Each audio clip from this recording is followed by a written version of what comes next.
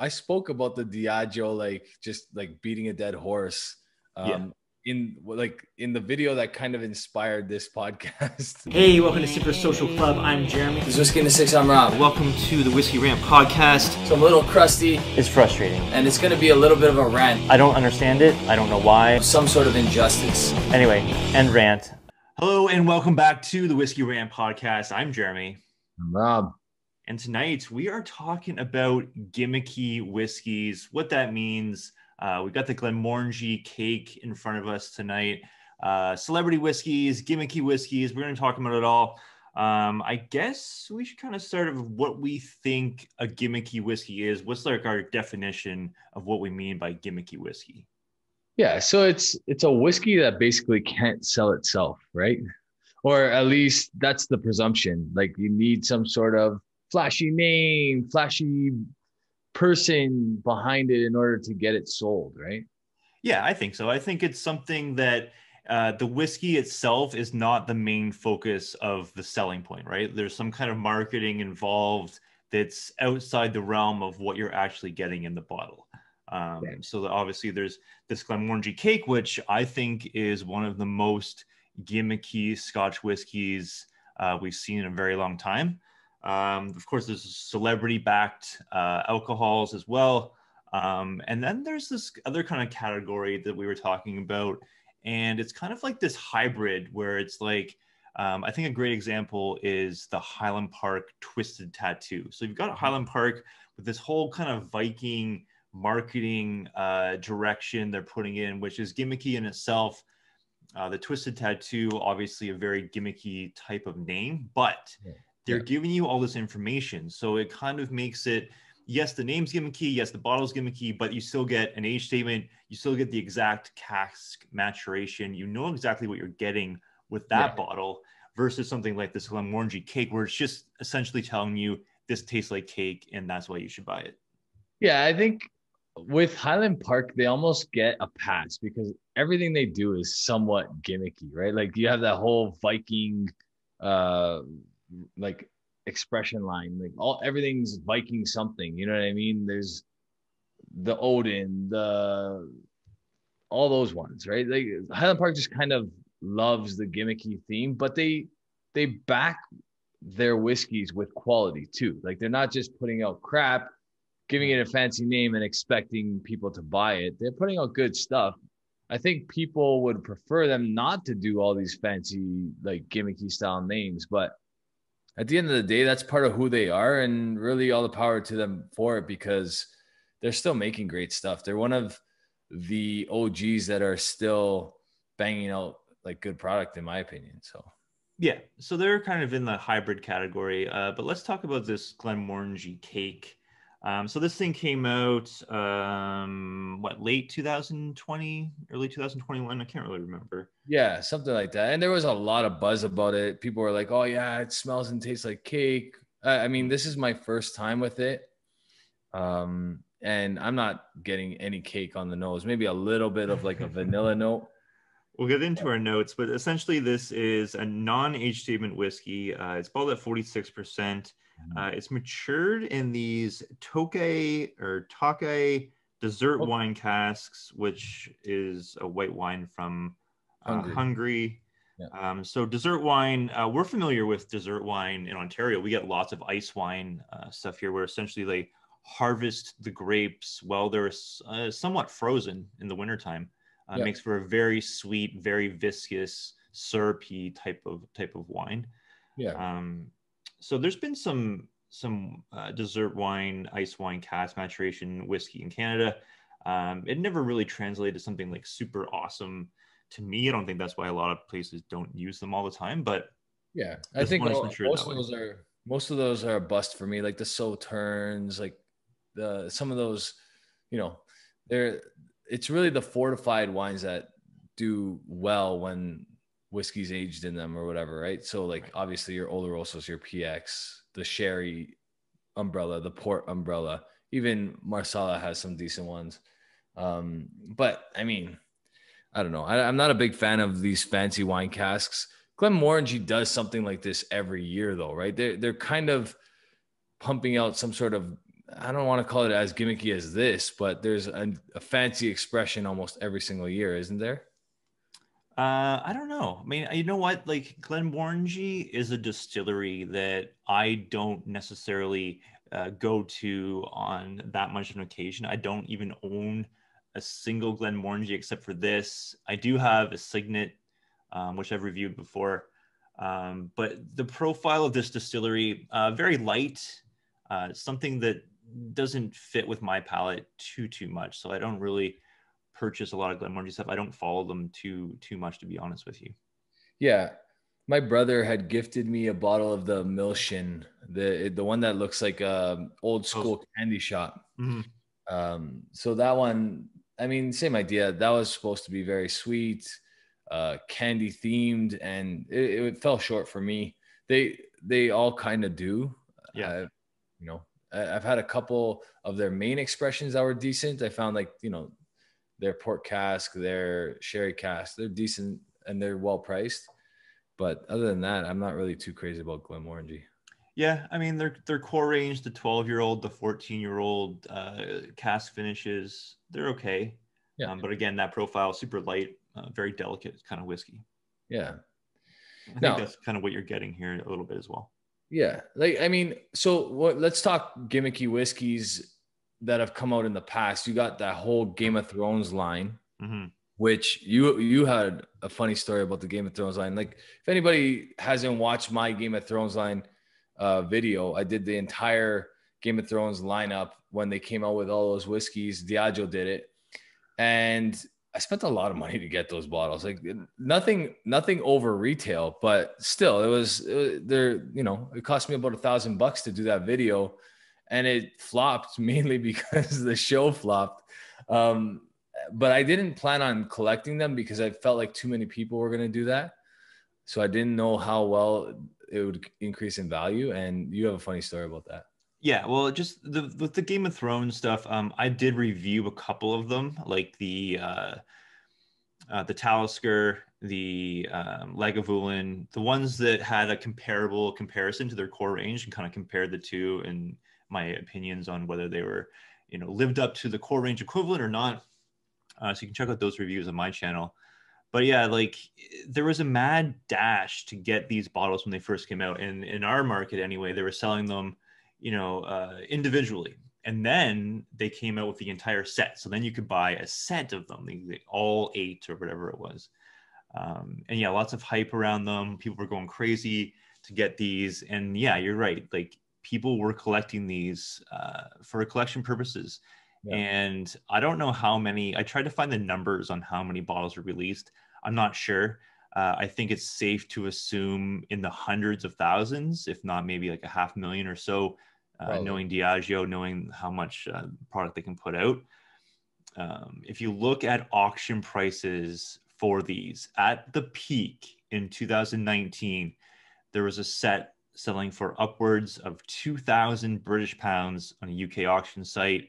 You look at what they sell for now, not even the retail price, 250 pounds at a recent auction for the entire set. So people are losing their shirts on this stuff. And I think you're right. I think that as soon as people saw the finale of that show, that set just diminished hugely. The interest in Game of Thrones went way down. It left a sour note in a lot of people's mouths. And I think it affected the price of that whiskey.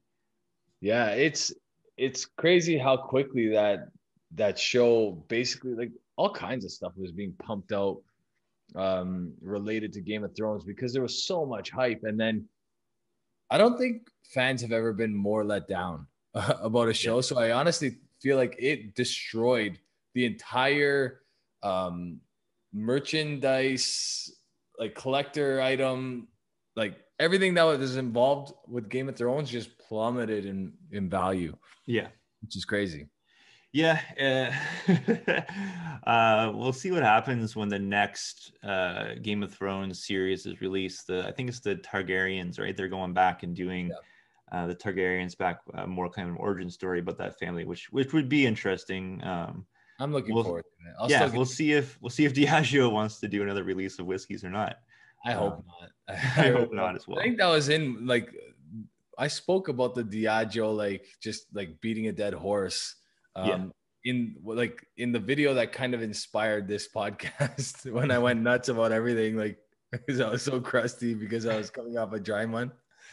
Enough with the Game of Thrones whiskeys. You had your run, but just like the show, these bottles don't end well.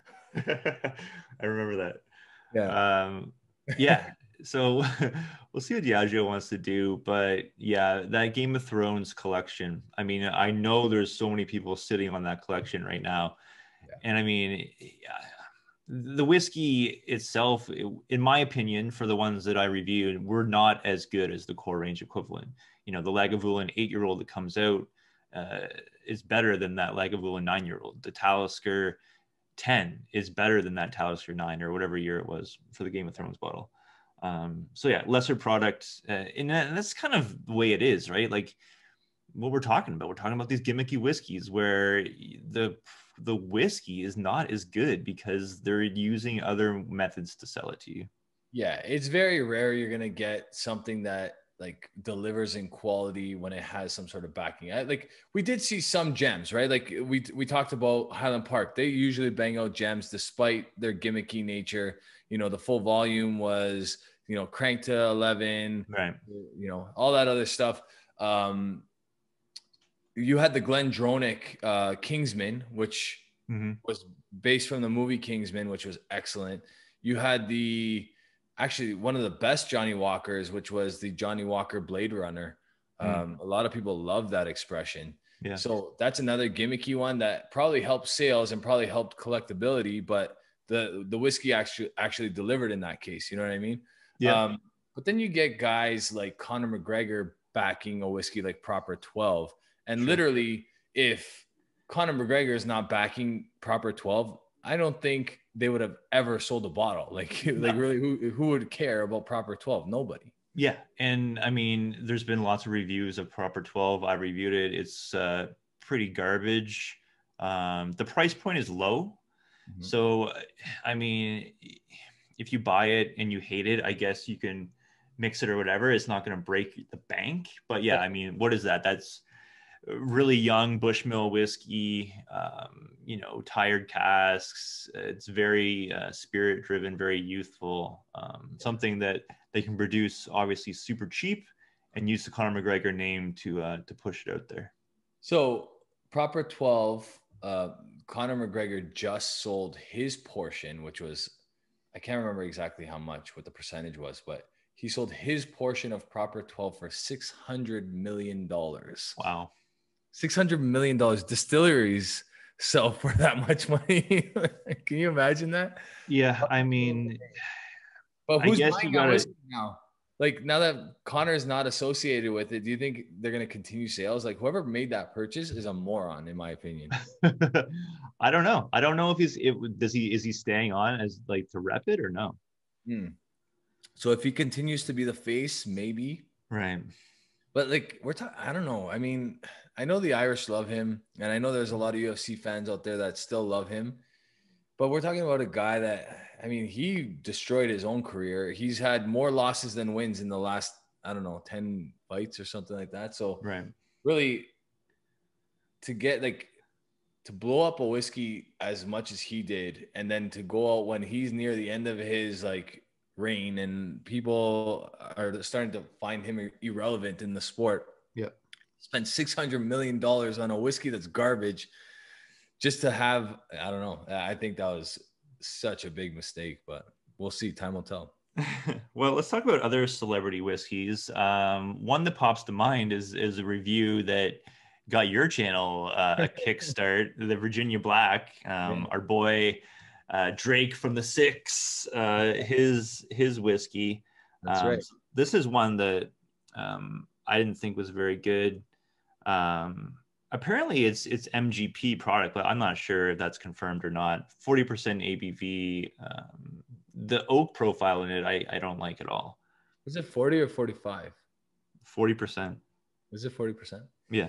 I remember liking it. I obviously had a bias because I named my channel after the nickname that the guy backing that whiskey gave to Toronto. Like, I think he was the first to call Toronto the six, right?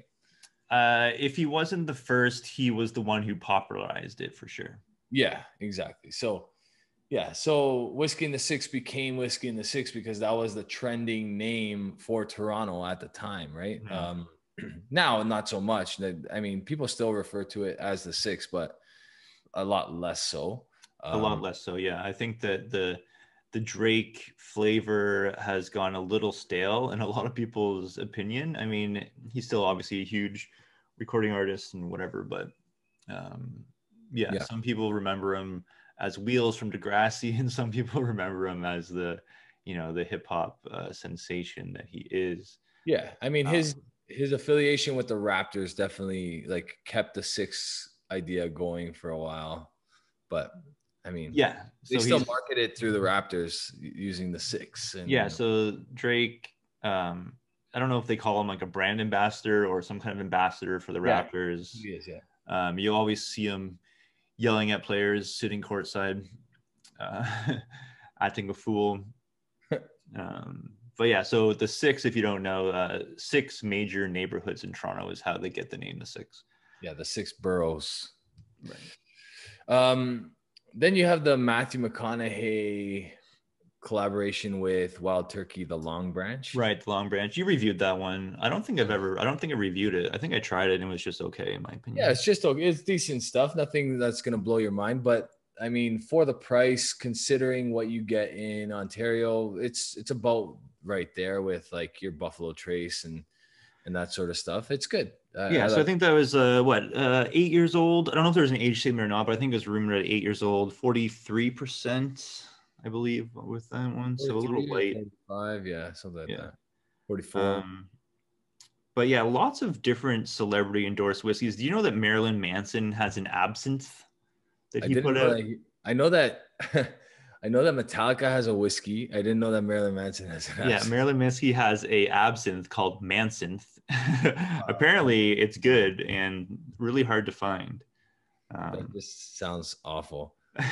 Bob Dylan has a bourbon called Heaven's Door. It's actually at the LCBO. I've seen it. It is, yeah. I did see it there not too long ago. Peyton Manning and a group of investors put out a bourbon called Sweeten's Cove. It was a 13-year-old source. I'm not sure where it's from. The story behind it is kind of cool. There's this tradition at this really like not elite, but kind of this hole in the wall golf course. It's like this pristine, amazing golf course. It's only 9 holes. There's no clubhouse. It's just like a trailer. So I don't know where it is. Maybe like South Carolina, something like that. And there's a tradition where before you start the round, everyone does like a shot of whiskey or something like that. Okay, cool. And it attracts golfers from everywhere. Big celebrities love to play this course. Apparently it's super amazing. So they kind of did this whiskey in kind of tribute to that. I haven't tried it. I think that it's Bourbon Night reviewed it. I'm not sure. I have to double check that. If they did, I'll throw a link. But it's a 13-year-old Tennessee whiskey. So yeah, interesting to see how that would compare. It's bottled at 50.5% ABV or something like that. That sounds great. 50%, 13-year-old Tennessee whiskey. That sounds like something right up my alley. I would like that. Yeah. So another big celebrity backed product. You look at the George Clooney tequila. I mean, how much did that thing sell for? You know what? Recently, I don't know if you saw the video, but I did the review on the Rock. The Rock's tequila, yeah. Caramana. You know what? I'm proud of him though, because that bottle is $55, which in its class, you're looking at, well, Canadian anyway, you're looking at a lot more. Clase Azul is over $220 now in Ontario, which actually is like bleeding into the rest of the provinces because it looks like Clase Azul is going to be that much across all of Canada. I'm not sure what it goes for in the US, but and that's the Reposado. So 220 for that. You're getting the Terramana, which doesn't have added sugar, doesn't have any additives, and it says it right on the bottle. It was very rock style, you know what I mean? Like he cares a lot about health and all these different things, and he's putting out a pure product, which I thought was really cool. There you go. and $55. You know what I mean? Like, you're getting a very reasonable price on that too. So yeah, I think the Peyton Manning whiskey is super expensive. So yeah, I guess when you have a gimmicky product, the price point is very crucial, because I mean, if it's not good, you know, like the Proper 12, it wasn't good, but at least you're not paying a lot of money for it, you know? yeah. When I first started the channel, a buddy of mine, my buddy Mike, he bought me a bottle of the Trailer Park Boys whiskey. Yeah, the liquor, what's it called? Old Dirty something. Old Dirty Liquor or something. Yeah, how was that? It was not good. It was not good. I reviewed it just because, but it wasn't a good whiskey. I think I gave it like in the 70s. Yeah. But cheap. So I mean, you're not overpaying for it. And a lot of thing is, these are all designed to get the fans that back that show, that back that person, that back that, you know, whatever it is, to buy that product. You know what I mean? So half of those people probably don't even open those bottles, because they might not even be whiskey drinkers or tequila drinkers or whatever. They just want. Yeah, that's a good point. I mean, think how many non-whiskey drinkers probably bought the Game of Thrones set just to have it, you know? I mean, the Johnny Walker Fire and Ice or whatever it was, they were pretty bottles. Like they were nice looking bottles. You had the wolf on the one, the dragon on the other. Yeah. They're nice looking. I never bought those ones. I still have a White Walker in my freezer. It's like buried at the bottom of my freezer. I reviewed that. That was like terrible whiskey. So, I mean, I don't know. Yeah. So funny story about the cake here. Yeah. Our buddy Mark from Liquor Lodge was proposed this bottle. Maybe we got to bleep out the name of a friend, a retail friend in Alberta was offered this bottle, a case of this bottle. So a case of the Glenmorangie cake. But in order to get this bottle, he had to buy 10 cases of like Glenmorangie 10 or something like that. Like something basic that's going to sit on his shelf for months, if not years, in order to get a case of this stuff. Now, I'm tasting it right now. It's decent, but I think I might even like the 10, the 12, the 14 better than this. I'm actually pretty sure I do. So to pay any extra for this is a mistake. I'm talking even just retail. Yeah. You know, so yeah, this bottle very popular on the secondary market, not fetching huge prices, but definitely, you know, 50% more than retail. I paid 165 Canadian for this. So secondary price. If you look at the UK auctions, you know, they're selling for around 90 to 100 pounds, which is about 20 or 30 pounds over retail over there. So yeah, definitely people are trying to get their hands on it. We should talk about it though. Like, what are you getting nose and palate on this bad boy? So on the nose, I get like a little bit of like a piney note. Very mild, but like it's masked with like a little bit of like a syrupy note, vanilla as well. Yeah, this thing, it doesn't necessarily read like cake to me. Like when I think about cake flavor, I'm kind of pushed towards like what a cake like donut is. Like here in Canada, we have the Tim Hortons like cake, birthday cake Timbits. That's what I'm like thinking of. It's kind of like that vanilla icing note. I do get a little bit of like icing sugar kind of sweetness on the nose and on the palate with this, but it doesn't necessarily read birthday cake, like the artificial birthday cake flavor that I'd expect. Right. I agree. I get, like I said, a little bit of vanilla.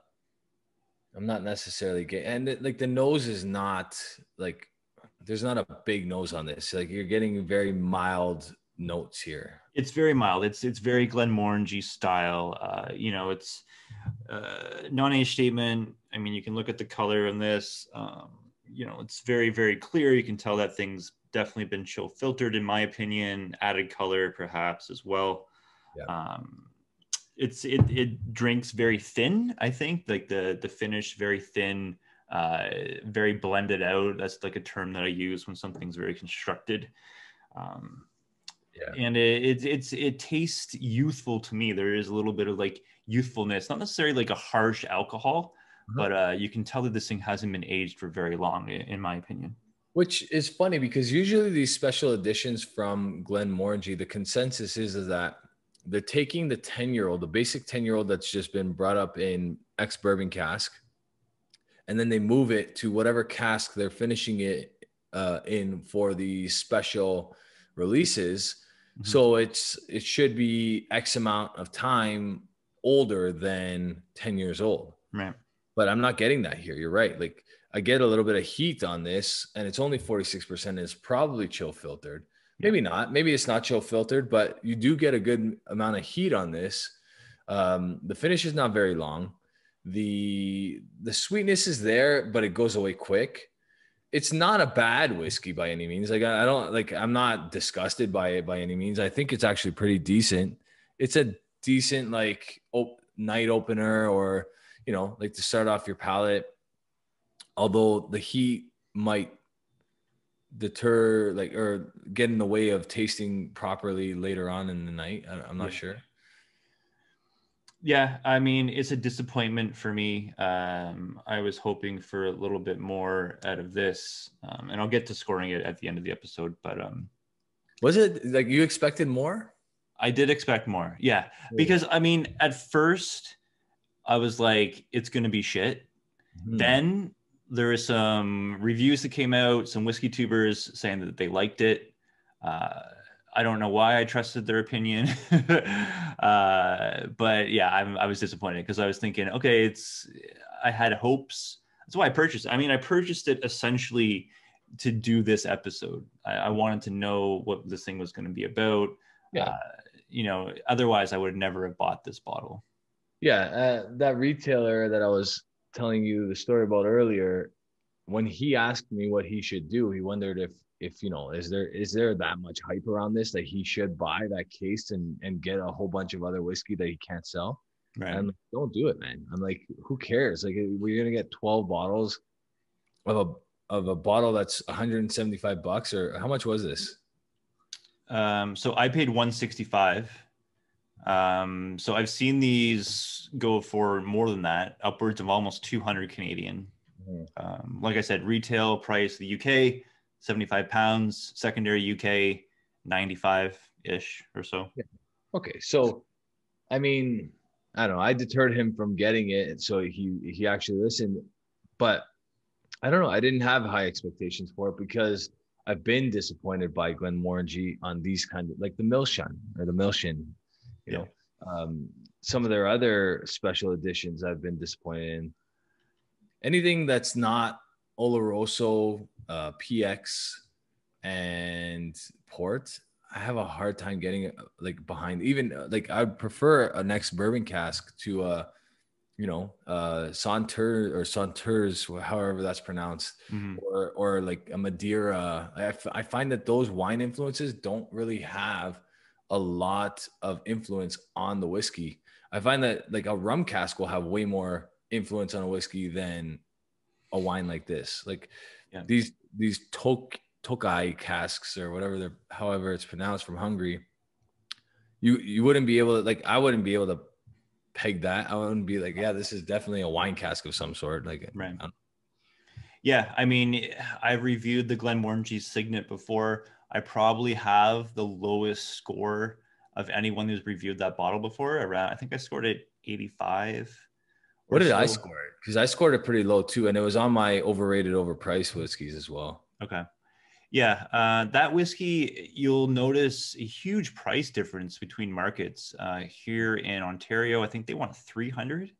Yeah, something like that. Other markets, you can, you know, in the US, you can find it for, you know, 130. Yeah, 125 US, something like that. Yeah, I still get comments about that because that was the first overrated, overpriced video that I did, I think. And that's like 4.5 years ago. And I still get comments about people saying, what, how are you paying that much? It's only $120 or $130 in this area. So a lot of people get really upset about the way I scored that whiskey because they really love it. Like there's a whole bunch of people that love it. People do really love that whiskey quite a bit. But yeah, it's the Glenmorangie profile for me. It's just not a distillery that I necessarily like that much. So Yeah, I'm with you.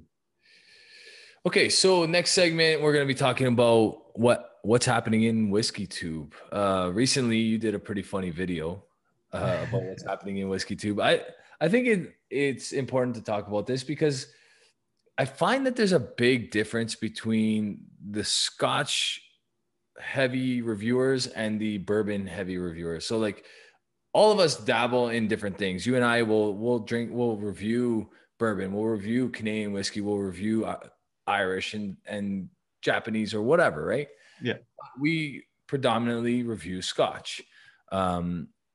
The bourbon guys will do that too. Like you got Mash and Drum Jason, he's reviewing some Scotch once in a while, and he like, you know, Whiskey Central, Shayla's doing some Scotch once in a while as well.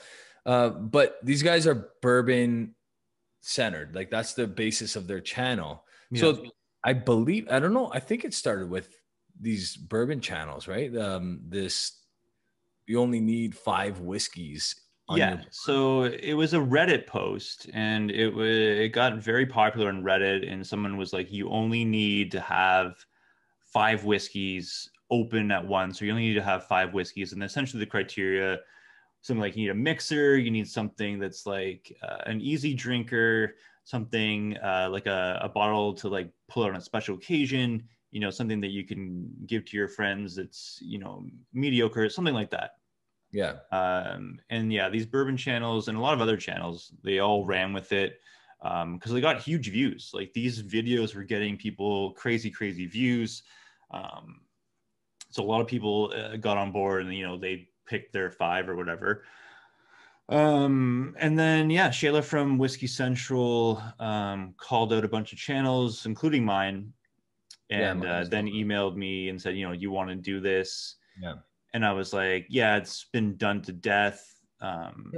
You know, Matt from ADHD Whiskey put his own kind of twist on it, where he kind of redid the categories. So I'm like, all right, you know what, I'll do it, but I'll do it with like a twist, and I'll do it kind of like in a parody style, because I've seen enough of these, and I don't think anyone needs another list of 5 whiskeys that have been talked about before and before.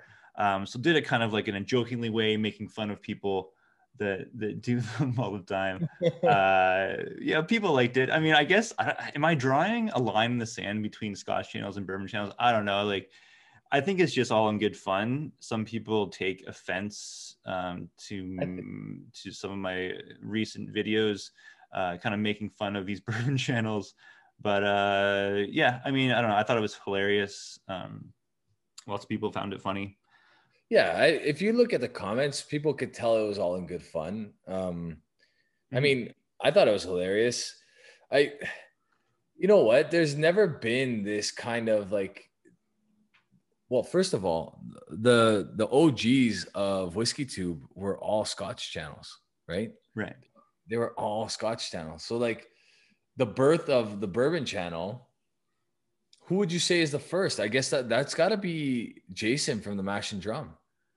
I mean, it's first like super popular one. I mean, I remember watching bourbon guys like Jason Pyle way back in the day.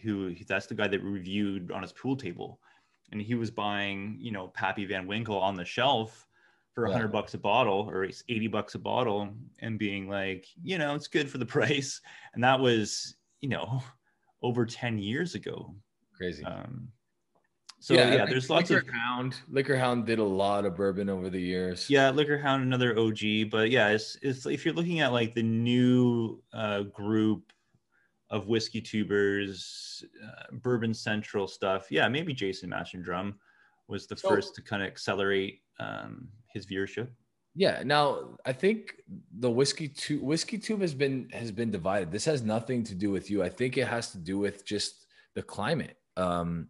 Bourbon boom has a lot to do with it, but the people that watched the OGs of whiskey were whiskey geeks. They studied whiskey. They wanted to know which whiskey they should buy. It wasn't even like, you know, there was people that I would watch that I didn't necessarily like find entertaining, but I would watch them because I cared about what they had to say about that whiskey, because I wanted to know if I should go out and buy that whiskey. You know what I mean? That was the whole purpose of WhiskyTube back in the day.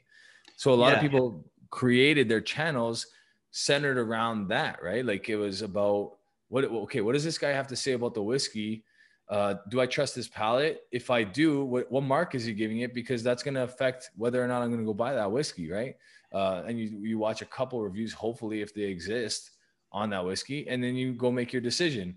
Now it's very entertainment based, especially the bourbon side of things.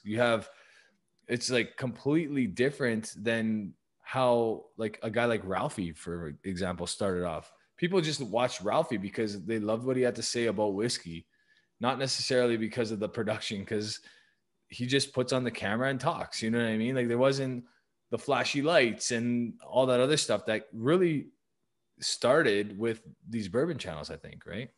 Yeah, I think that, you look at all this like B-roll that's being shot now, and it's just, WhiskyTube was great because just the pure substance and the pure quality content of what someone's opinion was, their knowledge about whiskey.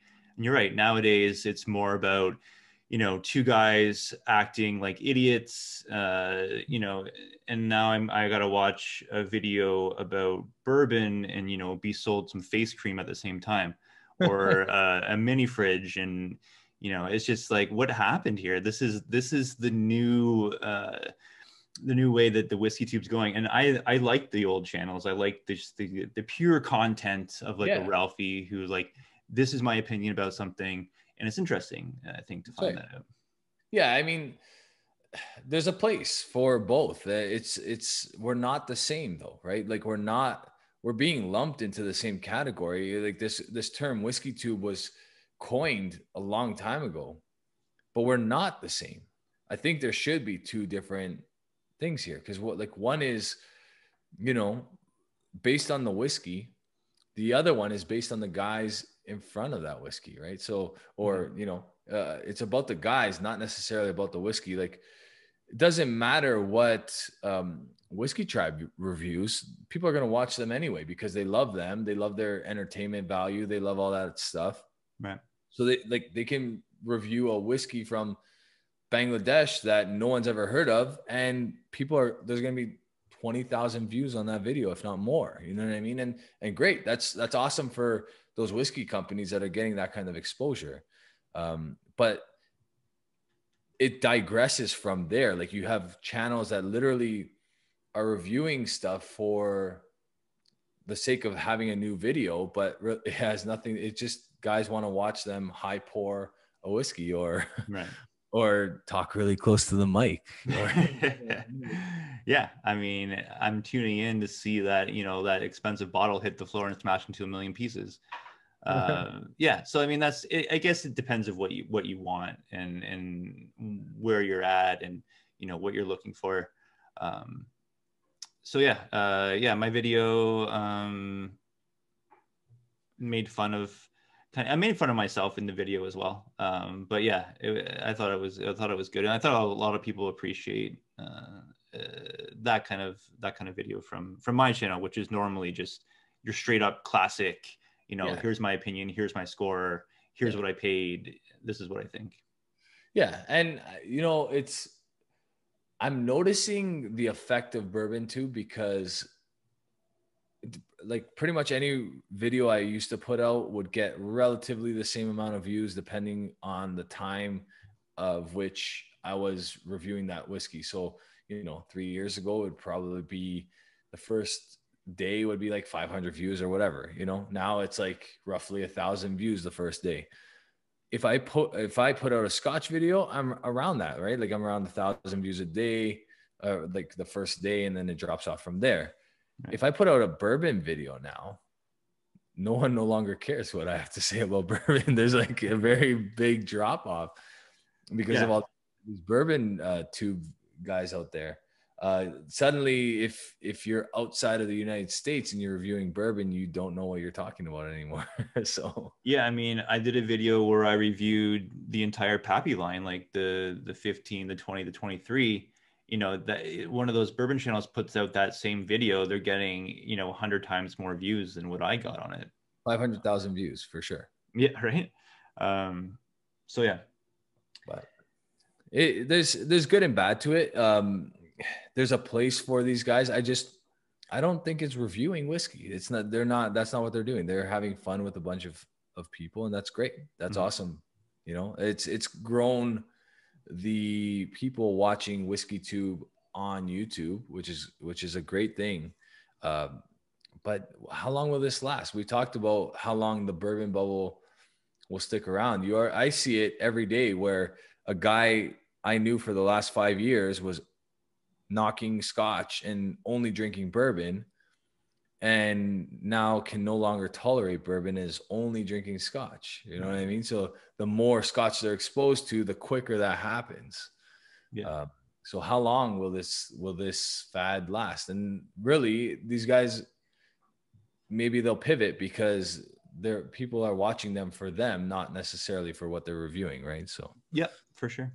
Yeah, and I think it's all good for the whiskey community. The more eyes on it, the better. Not so much for allocated bottles. That's true. But as far as the community growing, it's always a good thing for sure. Yep. All right. Well, let's score this Glenmorangie. You want to go first? You want me to go first? So, I'm just going to talk a little bit more. Like, there has been a little bit of development. I had roughly 2 ounces in this glass. There's still about, 3/4 of an ounce left. It's good. It's not horrible. I didn't pay for it, so it makes it a little bit easier for me to enjoy than for you. I get like a decent amount of sweetness, nothing cake-like at all. So I don't know where they came up with the name. Mm-hmm. I feel like they set out to, okay, let's make a cake with this whiskey. I feel like that was the goal, and they fell short. Like they made the name for the whiskey before they actually put the whiskey together. And it's not this, like, it's not cake. Yeah. So there is a story about the director of their whiskey creation, Dr. Bill, said to find himself enjoying a upside down pineapple cake that his daughter made, and then it reminded him of the whiskey finished in these casks or something like that. Okay.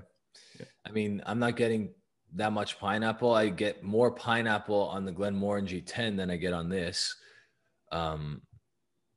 Yeah, I think I would give this like an 81, 82. It's not bad whiskey by any means, but I'm not paying north of $100 for it. Mm-hmm. And yeah, I don't think it's bad. I think it's decent, but there's way better. I would rather buy the Glenmorangie 12 sherry or the Glenmorangie 14 port. I think those are better. Yeah, I think we're kind of on the same page with this. I think, to me, it doesn't necessarily read cake. There is a lot of sweet notes in here. The pineapple note, maybe a little bit. There is definitely some fruitiness to this. I do get icing sugar, which I guess is the closest thing I would say to like the cake kind of profile. But for me, it's blended out. It's the finish is pretty weak. It's thin on the palate to me. And like I said before, the Glenmorangie profile as a distillery is not something necessarily that I gravitate towards. I don't necessarily love their core range. It's decent stuff, but it just doesn't see my wallet. I don't buy that stuff because there's other stuff that I prefer. Score wise for me on this one, I can't give this an 80. I'm going 79.5 out of 100. And for value, like I said, I paid 165 Canadian. That's over retail. I got to take off at least 2 points for that. So I'm going to bring this thing down to, 77.5 out of 100. Nice. So yeah, low score for me on this one. Just not worth it in my opinion. Yeah, I agree. It's just okay. I mean, like I said, me not having to fork up the cash for this makes it a little bit easier to drink. And keep in mind, this is my first experience with this. I wonder if this will get better with some time. Yeah, and I think that, you could probably make a great cocktail with something like this. I'm not sure what cocktail that would be, if it's like an old fashioned or maybe something else, but there's some good flavors in this. Might have to have some experimentation as to what would go best as far as like a whiskey cocktail with this in mind. But I think it would make a hell of a cocktail. Of course, super expensive, but at this point for me in this bottle, that's probably where it's going to go. Yeah. It's an expensive mixer, but the ABV will definitely bring up that cocktail for sure. Yeah. All right. Well, that's going to do it for us. If you like the content on this podcast, you want to support it a bit more, you want to get this earlier than everyone else, check out our Patreons. We're offering just at $1 to start on either our Patreons. You can get the Whisky Rant podcast a day earlier than everyone else. So check that out. Lots of other great tiers on there too. If you want samples, look at our tiers. We each offer different levels of getting amazing whiskey that we have in review. So check us out on Patreon. Links are in the description. And thanks so much for joining us, guys, and have a good one. Cheers, everyone. Cheers.